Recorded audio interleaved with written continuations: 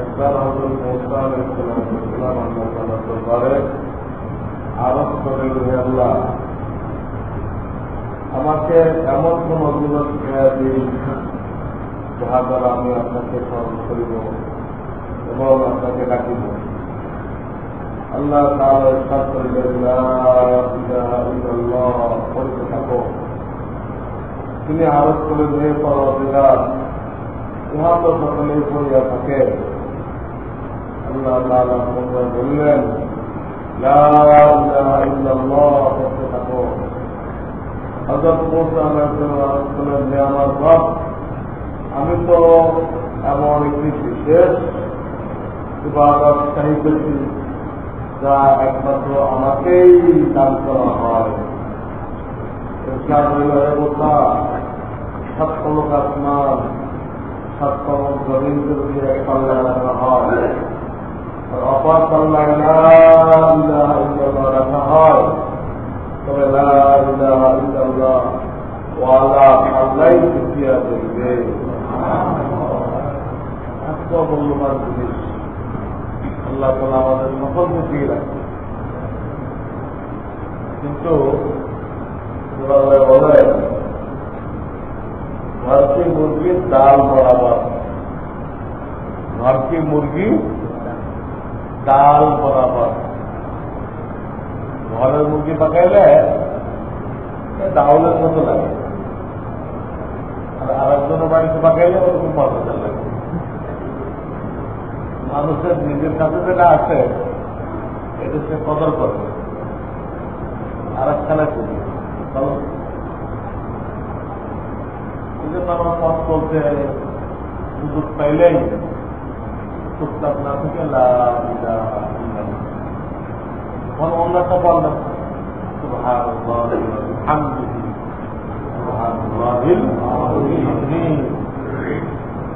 তখন ইয়া হাইয়্যু ইয়া কাইয়্যুম বিরহমাতিকা নাস্তাগীথ। যে কোনো বিপদ আপদে পড়লে এর থেকে ভালো পাওয়া যায়, যে কোনো বিপদে পড়ে ইনশাআল্লাহ আল্লাহ তাআলা মুক্তি দান করবেন। ইয়া হাইয়্যু ইয়া কাইয়্যুম বিরহমাতিকা নাস্তাগীথ। এক ভাই প্রশ্ন করেছেন, ঈদগাহে জানাজার নামাজ পড়া যায় যদি কিনা? ঈদগাহ বা যে কোনো মাঠে জানাজা পড়া যাবে।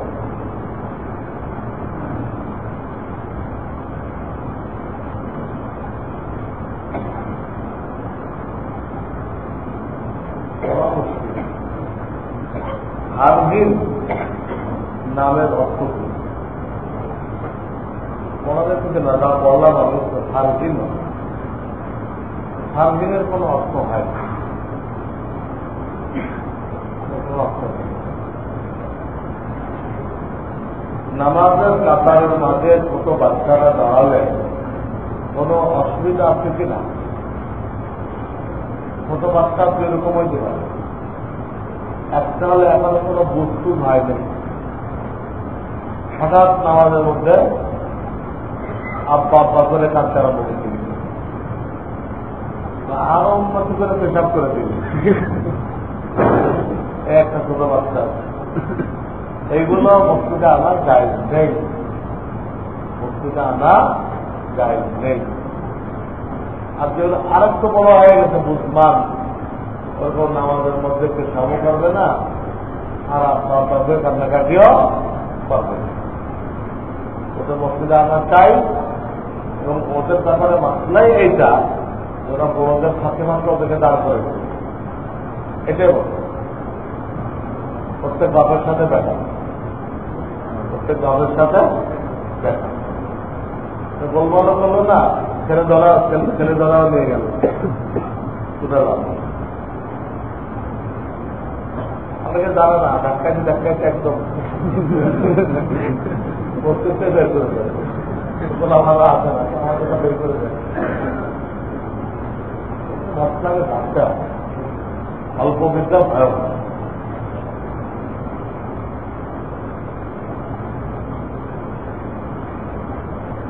ওয়াহাবি আর সালাফিরা এক মতবাদের অনুসারী।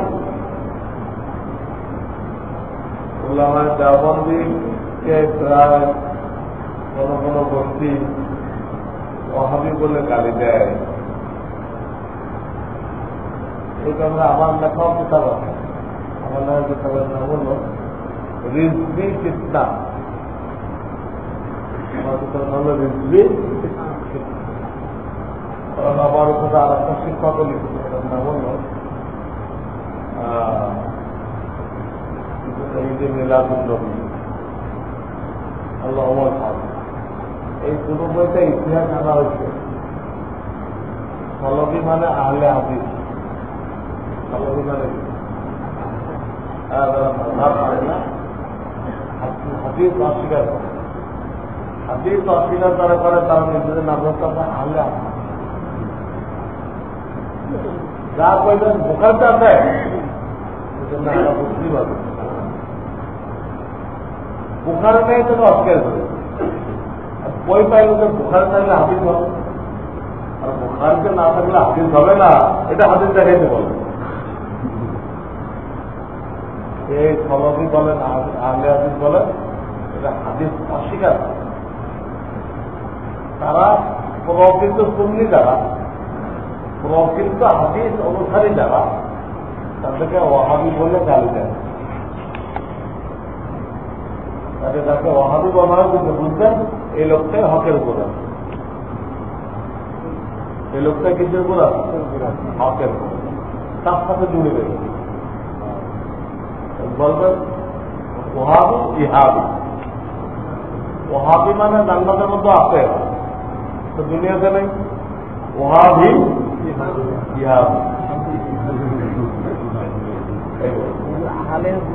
বাংলা কি হয়েছে? হাদিস অস্বীকার করে।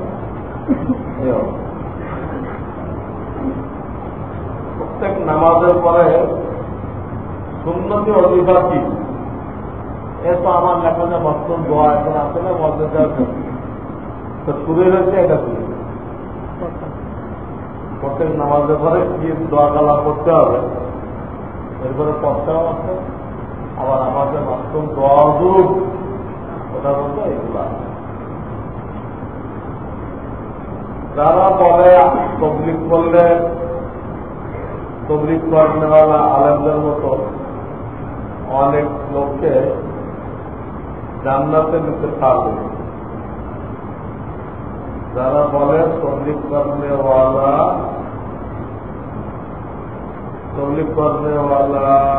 ও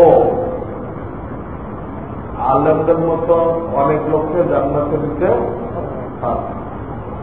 যারা তবলিগ করবে তারা আশার ময়দানে সুপারিশ করে আলেমদেরকে বেহেশতে দিয়ে দেবে। এই কথাটা ঠিক ছিল। হ্যাঁ, আলেমদের মতো আলেমদের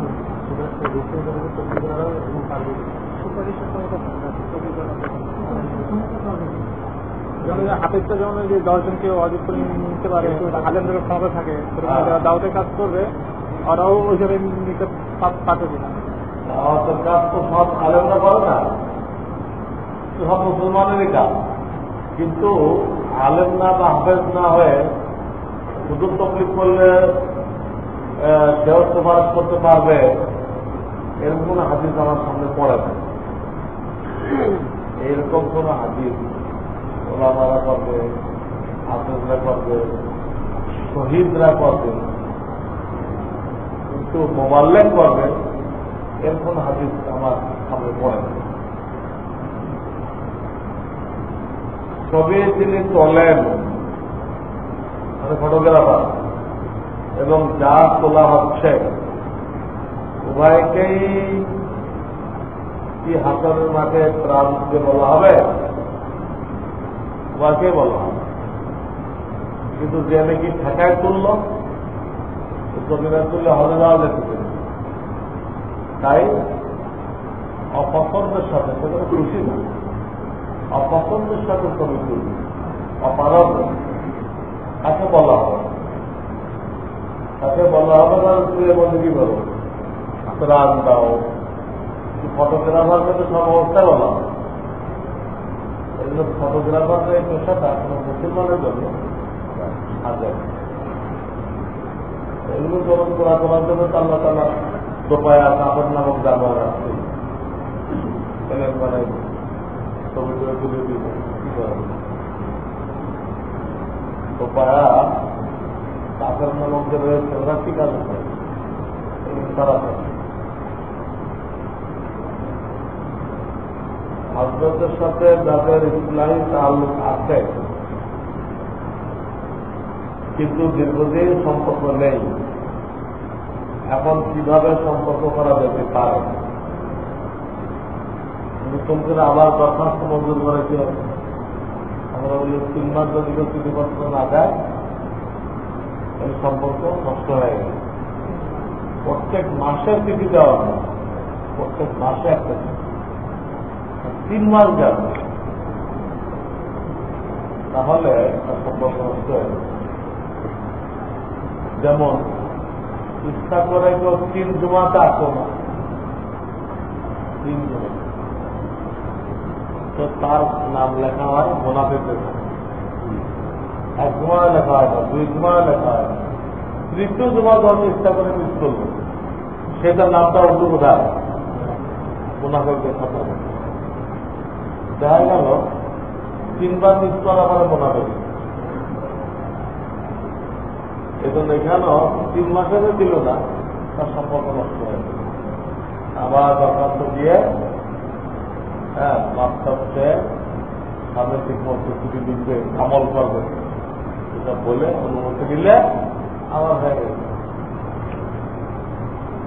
নামাজের সূরা কাউসারের পর সূরা নাসর পড়া যাবে কিনা? 1 সূরা বাদ দিল না, কাউসার করে সূরা নাসর মাঝখানে কি কাফের ছোট 1 সূরা বাদ দিলে ইচ্ছা করে মাকরুহ, ইচ্ছা করে 1 সূরা বাদ দিলে কি হয়? মাকরুহ। কিন্তু ভুলে যদি দেয় তাহলে কি হয়? মাকরুহ। পড়াশোনা এবং পেশাগত কারণে দাওয়াতে তাবলীগের 5 কাজের সাথে নিয়মিত যুক্ত পারে না। এটা তো তাদের তো বয়স হয়ে গেছে, কাজটা তো আলতা হচ্ছে, তাদের জন্য তো ঠিক আছে। কিন্তু যে এখন পড়াশোনায় আছে, অন্য কোনো জরুরি কাজে আছে, তারা সাধ্যমতো চেষ্টা করে।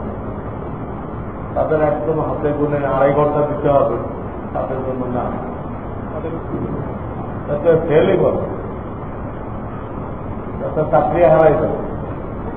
আল্লাহ তাদেরকে মোটামুটি একটু অবস্থান করছেন, তারা এক পর্যায়ে মানুষের জীবনে আসে, তখন তারা আরো বেশি সময় দেয়।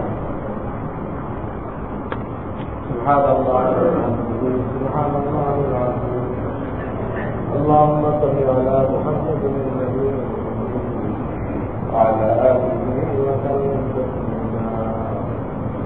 ربنا لا تزغ قلوبنا بعد إذ هديتنا وهب لنا من لدنك